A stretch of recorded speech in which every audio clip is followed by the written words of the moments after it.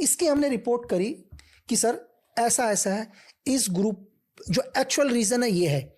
उस टाइम की जो गवर्नमेंट थी 2007 में, उन्होंने दिल्ली बात करी, और दिल्ली बात करने के बाद बोला सर कि इनका जो एसएस बोलते हैं सर, हम लोग जैसे इंसर्जेंट क्या होता है, इसको एसएस बोलते हैं, सेल्फ ब्रिगेडियर, खुद ही ब्रिगेडियर बन गए, है ना। जैसे एक तो मतलब किसी गवर्नमेंट ने तो बनाया नहीं है, खुद ही ब्रिगेडियर, खुद ही जनरल बन जाते हैं वो लोग, तो उनका भी अपनी एक रैंक होती है। तो एक फलाना एसएस ब्रिगेडियर है और उसके इशारे पर ये इंसिडेंट हुआ है, तो गवर्नमेंट ने मना कर दिया सर, बोला आप अभी कोई एक्शन नहीं लोगे करके, क्योंकि उनके साथ सीजफायर चल रहा है।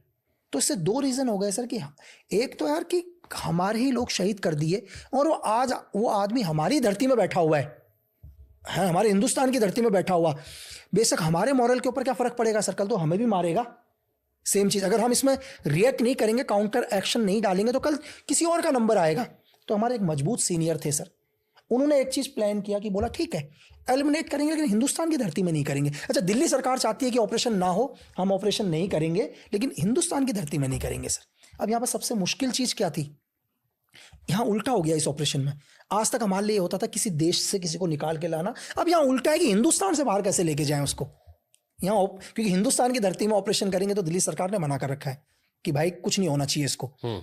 अब यहाँ पर सिचुएशन है कि उस आदमी को हम कैसे बाहर लेकर गए, ठीक है। और इस बार एक ऐसा ऑपरेशन था जिसमें हमने एक दूसरी एजेंसी की भी मदद ली सर, एक फीमेल एजेंट थी किसी दूसरी एजेंसी की, उसकी भी हमने मदद ली और उसने हमारी हेल्प करी। मैंने आपको एक चीज़ और बताता हूँ, लोग अभी कंफ्यूज होंगे यार कि दूसरी एजेंसी क्यों मदद करेगी, क्योंकि स्पाई नोस की दुनिया में, एजेंसी की दुनिया में कोई किसी का दोस्त नहीं होता, कभी कोई दुश्मन नहीं होता। जब जरूरत पड़ती है तो हम सबसे अच्छे दोस्त बन जाते हैं, जब हमारी जरूरत खत्म हो जाती है तो सबसे बड़े दुश्मन भी बन जाते हैं सर, ठीक है। ये एजेंसी का रूल है।